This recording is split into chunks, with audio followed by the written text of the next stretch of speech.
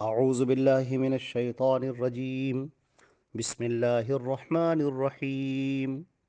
وَكُلَّ إِنسَانٍ أَلْزَمْنَاهُ طَائِرَهُ فِي عُنُقِهِ وَنُخْرِجُ لَهُ يَوْمَ الْقِيَامَةِ كِتَابًا يَلْقَاهُ مَنشُورًا۔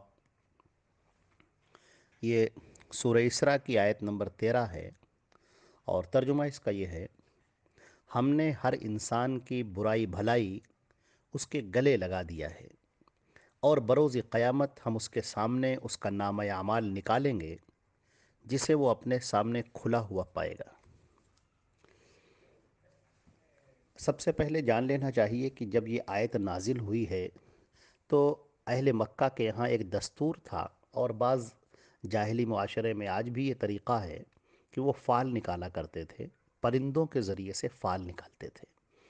یعنی اگر پرندہ اڑاتے تھے کسی کام کو کرنے سے پہلے، اگر وہ داہنی طرف اڑ جاتا تھا تو سمجھتے تھے ہمارا کام بن جائے گا، اور بائیں طرف اڑتے تھے تو بائیں طرف اڑتا تھا تو وہ سمجھتے تھے ہمارا کام بگڑ جائے گا اور ہم یہ کام نہیں کریں گے۔ اسی طرح تیروں کے ذریعے سے فال نکالتے تھے۔ بعض تیروں پر لکھتے تھے نعم، اور بعض تیروں پر لا، یعنی ہاں اور نہیں، اور پھر کسی کام کو کرنے سے پہلے وہ تیر چلاتے تھے۔ اگر نعم نکل آتا تھا یعنی ہاں تو وہ کام کرتے تھے، اور لا نکل آتا تھا یعنی نہیں تو وہ کام نہیں کرتے تھے۔ تو اس طرح کی چیزیں ان کے یہاں پائی جا رہی تھیں۔ چنانچہ اللہ رب العزت نے اس آیت میں یہ بات بیان کی ہے کہ یہ شگونی اور بدشگونی کوئی چیز نہیں ہے۔ یہ جو تم اپنے نصیب کو دیکھتے ہو، یہ کوئی چیز نہیں ہے اس طرح سے کہ کتے کے ذریعے سے، بلی کے ذریعے سے، بلی راستہ کاٹ گئی، یا جو ہے وہ الو اگر بول گیا تو کام نہیں کریں گے، تو یہ سب کوئی چیز معنی نہیں رکھتی ہے۔ انسان کی زندگی پر یہ چیزیں کچھ بھی اثر انداز نہیں ہوتی ہیں۔ انسان کی زندگی پر جو چیز اثر انداز ہوتی ہے وہ اس کا عمل ہوتا ہے۔ چنانچہ اللہ رب العزت نے انسانوں کو پیدا کیا ہے، اور اس کی تقدیر اللہ رب العزت نے لکھ دی ہے۔ اب انسان کا جو نصیبہ ہے وہ اس کے ساتھ میں لگا ہوا ہے۔ انسان کا جو نصیب ہے، انسان کی جو تقدیر ہے، وہ انسان کے ساتھ میں لگی ہوئی ہے۔ اب تمہارا جو اچھا کردار، اچھا برتاؤ ہوگا، اسی کے مطابق اللہ کے فیصلے نازل ہوتے ہیں۔ ایک مرتبہ حضرت عمر فاروق رضی اللہ تعالیٰ عنہ کے زمانے میں جب زلزلہ آنے لگا تو انہوں نے زمین پر پیر مارا اور کہا کہ اے زمین، کیا میں نے تیرے اوپر عدل قائم نہیں کیا؟ یہ بتانا مقصود ہے کہ جو اعمال ہوتے ہیں وہ ہمارے اوپر اثر انداز ہوتے ہیں۔ اچھے اعمال اور برے اعمال یہ ہمارے اوپر اثر انداز ہوتے ہیں، اور جس کی سزا یا جس کا بدلہ ہمیں قیامت کے دن ملے گا، لیکن اس کے ملنے سے پہلے بھی بہت ساری چیزیں ہوتی ہیں جو ہمارے اوپر اثر انداز ہوتی ہیں۔ قرآن پاک نے بھی اس کو کہا ہے کہ جو چیز تمہارے سامنے پیش آ رہی ہے، یہ بما کسبت ایدیکم، یہ تمہارے ہاتھوں کی کمائی ہے، یعنی جو تم نے کیا ہے وہ اسی کا نتیجہ ہے۔ زمین پر قحط پڑ جانا، اور برائیوں کا عام ہو جانا، اور اس طرح کی جو چیزیں پائی جاتی ہیں، حقیقت میں وہ انسان کے اعمال کا نتیجہ ہے۔ اسی طریقے سے دشمنوں کا مسلط ہو جانا، یا بڑی طاقتوں کا جو تمہارے ساتھ رعایت نہ کرنے والی ہوں ان کا مسلط ہو جانا، یہ اعمال کی وجہ سے ہوتا ہے، انسان کے کردار کی وجہ سے ہوتا ہے۔ قرآن پاک کے اندر اس بات کو بیان کیا گیا ہے کہ ہم نے انسان کی جو برائی اور بھلائی ہے، جس کو انسان برائی بھلائی سمجھتا ہے، یا جس کو ہم نصیبہ بھی کہہ سکتے ہیں، وہ اس کے گلے سے ہم نے لگا دیا ہے، اور کل قیامت کے دن ہم اس کا نامہ اعمال نکالیں گے۔ انسان دنیا میں جو بھی عمل کر رہا ہے، اگر وہ یہ سمجھ رہا ہے کہ نہیں ہمیں کچھ بھی پکڑنے والا نہیں ہے، کوئی بھی دیکھنے والا نہیں ہے، تو وہ غلط ہے۔ اللہ رب العزت نے قرآن پاک کے اندر یہ بات ارشاد فرمائی ہے کہ ہم نے انسان کے ساتھ میں فرشتے کر رکھے ہیں۔ یہ جو فرشتے ہیں، اس کو سورہ قاف کے اندر بیان کیا گیا ہے، جو سورہ قاف جس کی سورت کا نمبر 50 ہے اور آیت کا نمبر اس کا 17 ہے۔ اذ يتلقى المتلقيان عن اليمين وعن الشمال قعید ما يلفظ من قول الا لديه رقیب عتید۔ اللہ رب العزت نے فرمایا ہے کہ نوٹ کرنے والے فرشتے اس کو نوٹ کر لیتے ہیں جو داہنے اور بائیں بیٹھے ہوئے ہیں، اور انسان اپنے منہ سے جب بھی کوئی لفظ نکالتا ہے تو ایک ہمارا نگہبان فرشتہ، یعنی اس کو نوٹ کرنے والا فرشتہ، اس کو جو ہے نوٹ کر لیتا ہے۔ اسی طریقے سے ایک دوسری جگہ پر اللہ رب العزت نے سورۃ الانفطار میں، جس کا نمبر 82 ہے، سورہ انفطار کے اندر اللہ رب العزت نے فرمایا ہے وَإِنَّ عَلَيْكُمْ لَحَافِظِينَ، آیت نمبر 10، ان و ان علیکم لحافظین کرامن کاتبین یعلمون ما تفعلون، اور ہم نے تمہارے اوپر نگہبان مقرر ہیں، باعزت ہیں وہ لکھنے والے، اور جو کچھ تم کرتے ہو وہ جانتے ہیں، یعنی جو تم بھی عمل کر رہے ہو، جس طرح کا بھی عمل کر رہے ہو، وہ اللہ کے ہاں لکھا جا رہا ہے اور اس کے ہاں نوٹ کیا جا رہا ہے۔ لہٰذا اگر کوئی انسان یہ سمجھتا ہے کہ ہم جو بھی کریں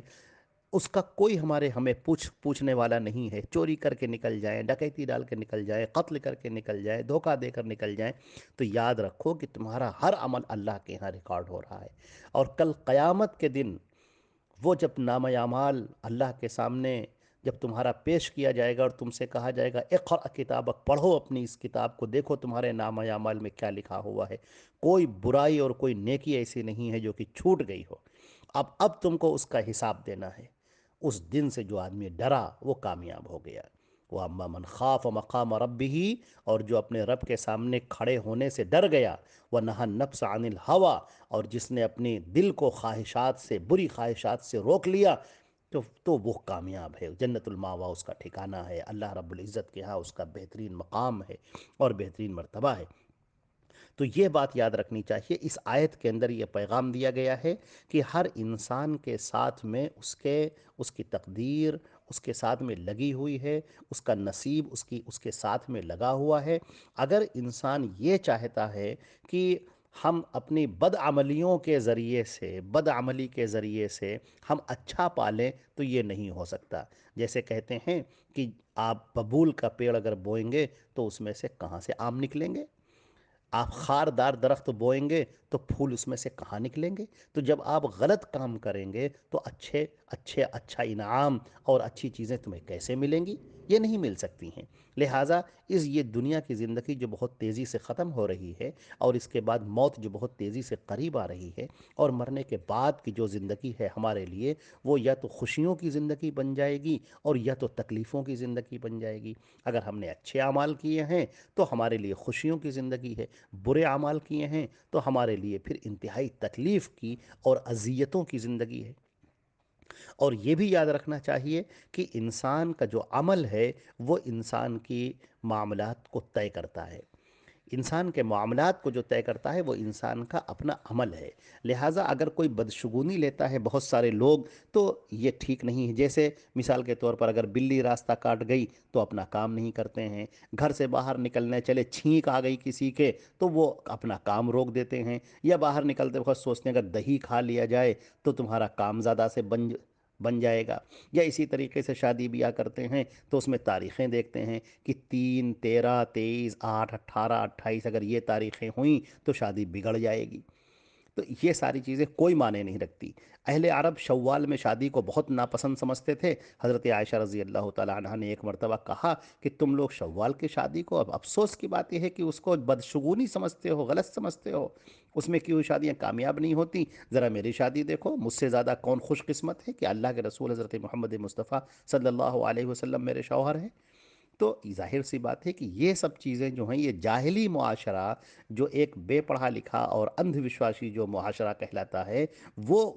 اس کا یہ آئینہ دار ہے۔ اور اسلام نے جو تعلیم دی ہے، جو سچائی کی تعلیم دی ہے، جو حقیقت کی تعلیم دی ہے، جو اللہ کے رسول صلی اللہ علیہ وسلم اللہ کا پیغام لے کر آئے ہیں، اس کے اندر ان سب چیزوں کی کوئی گنجائش نہیں ہے۔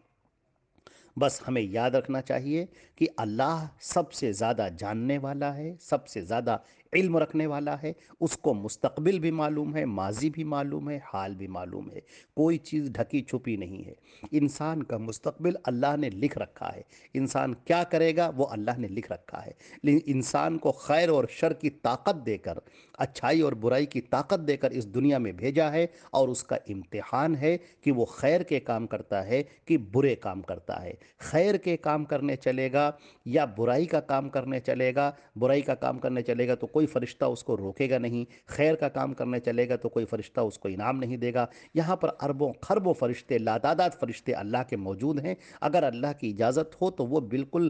تہس نہس کر دیں، انسان کو بستیاں مٹا دیں، لیکن اللہ کا حکم ہے کہ سب کو چھوڑو اور سب کو عمل کرنے دو، جو بھی یہ عمل کریں گے ہم اس کا ان کو بدلہ دیں گے۔ لہذا انسان جب دنیا میں کام کرتا ہے تو بہت خوش ہو جاتا ہے، اور وہ سمجھتا ہے کوئی اس کو دیکھنے والا نہیں ہے، حالانکہ اللہ رب العزت ہر وقت اسے دیکھ رہا ہے۔ فرشتے اس کے اعمال کو نوٹ کر رہے ہیں، اس کی زندگی کا رجسٹر تیار ہو رہا ہے، اور مرنے کے بعد اس کے سامنے یہ ساری چیزیں کھل کر سامنے آ جائیں گی، اور بروز قیامت جب انصاف کا دن ہوگا، اس روز اللہ رب العزت سب کے ساتھ میں فیصلہ کریں گے اور انصاف کا فیصلہ کریں گے۔ اور اللہ کا حکم ہے کہ کل ناتی یوم القیامت فردا، ہر ایک ہمارے سامنے تنہا کھڑا ہوگا اور تنہا کھڑا ہو کر اپنا حساب دے رہا ہوگا۔ ہمیں اس دن سے ڈرنا چاہیے، اپنی زندگی کو بہتر بنانا چاہیے، اچھا بنانا چاہیے، سب کے حقوق ادا کرنے چاہیے، ماں کے، باپ کے، بھائی کے، بہن کے، پڑوسیوں کے، رشتہ داروں کے، دوستوں کے، سب کے حقوق ادا کرنے چاہیے، کسی پر ظلم نہیں کرنا چاہیے، کسی کے ساتھ دھوکہ نہیں دینا چاہیے، کسی کے ساتھ فراڈ نہیں کرنا چاہیے۔ اپنی زندگی کو، جو یہ مختصر سی زندگی ہے، اس کو ہم بہتر بنائیں، اچھے اعمال سے ڈھال دیں، اچھے کردار سے اس کو ڈھال دیں، اور اللہ کے انعام کو لینے کے لیے تیار ہو جائیں۔ اللہ رب العزت ہمیں اور آپ کو بہترین عمل کی توفیق عطا فرمائے، اور ہم سب کا خاتمہ ایمان پر فرمائے۔ والسلام علیکم ورحمۃ اللہ وبرکاتہ۔